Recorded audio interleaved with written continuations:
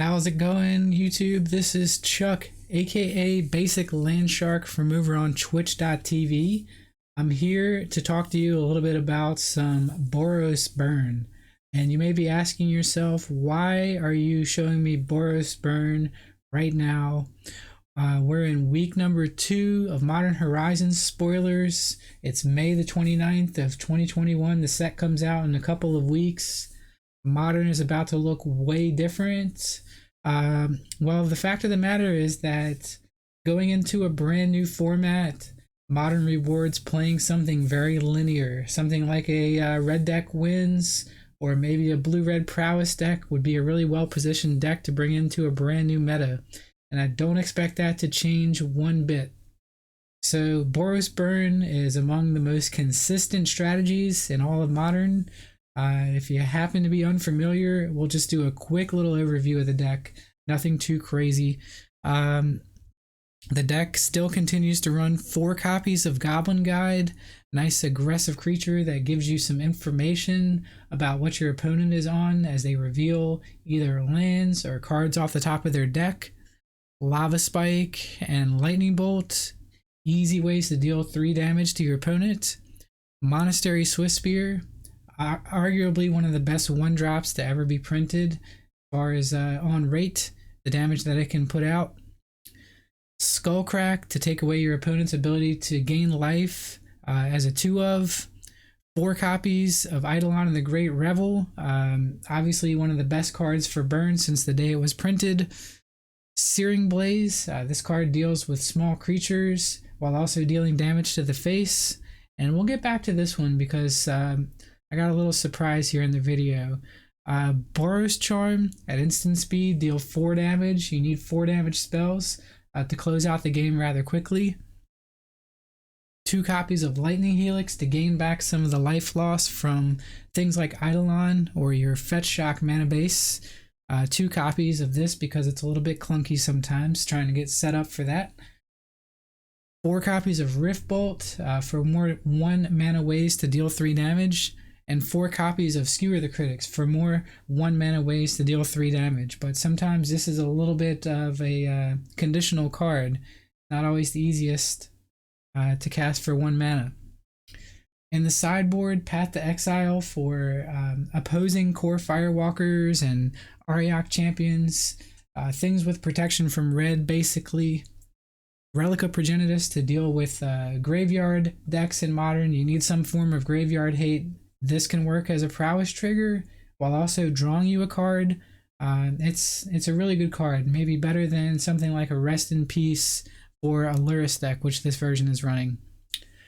2 copies of Smash to Smithereens to get rid of opposing Aether Vial, but more so for Chalice of the Void, which would really hose this deck quite badly because we have 16 1-drops and 16 2-drops.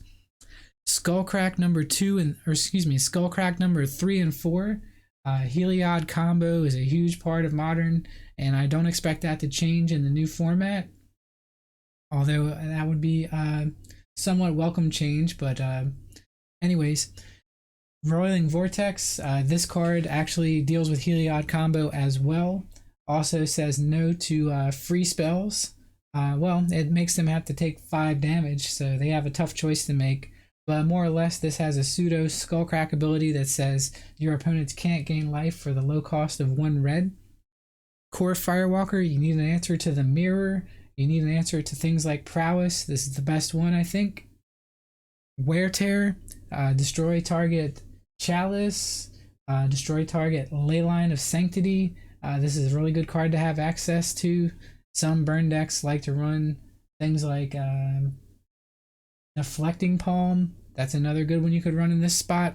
And then of course Lurrus of the Dream Den, because you have access to double white. You are heavily incentivized to run something like a Lurrus to get back your Swiftspears, Goblin Guides, and Eidolons, while also gaining some life along the way, hopefully. So that's a little overview of the deck. Typical Fetch Shock mana base.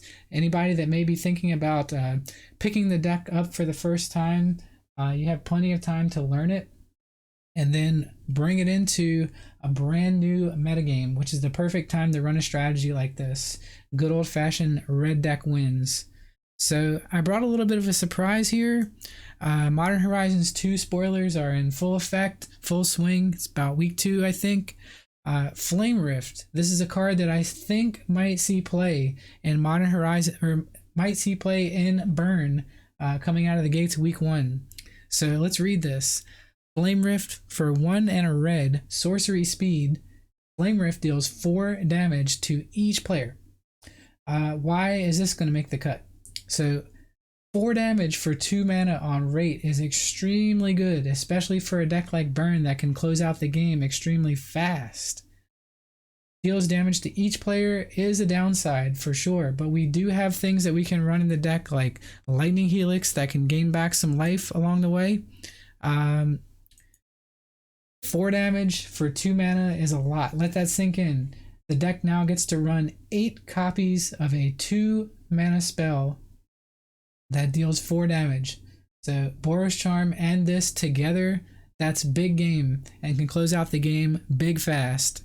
So what do you think? Do you think that a card like Flame Rift is going to see play in Burn right off the bat? I'm kind of thinking that it is. If you have other ideas, let me know in the comments. I highly doubt they print something better than Goblin Guide, Swift Spear, or Eidolon the Great Revel in the set for Burn. I think those type of cards would be a mistake. But the set hasn't been completely spoiled yet, so they very well could print something better than Flame Rift for the deck. Do you think the card is modern power level? I think yes. Another place that the card might fit also, this could be a Death Shadow card, although a sneaky one. Not sure what it replaces in that deck. I don't have a deck list up where we can go over that, but that's another place where I can see this card fitting in. Anyways, that's all I have for you for now. This is going to be Chuck, aka Basiclandshark, signing off for another video. Go ahead and get yourself subscribed to the channel. I'll try and make more of these each week. Try and keep you abreast of what's going on if I can. Give the video a good old thumbs up if you like the content, and drop me a comment down below. Of course, I'm always looking for ways to improve and where to go from here. So again, it's Chuck, aka Basiclandshark, signing off. I hope you have a great day, great night, wherever you're at in the world. Everyone, take it easy and thanks for watching. Peace.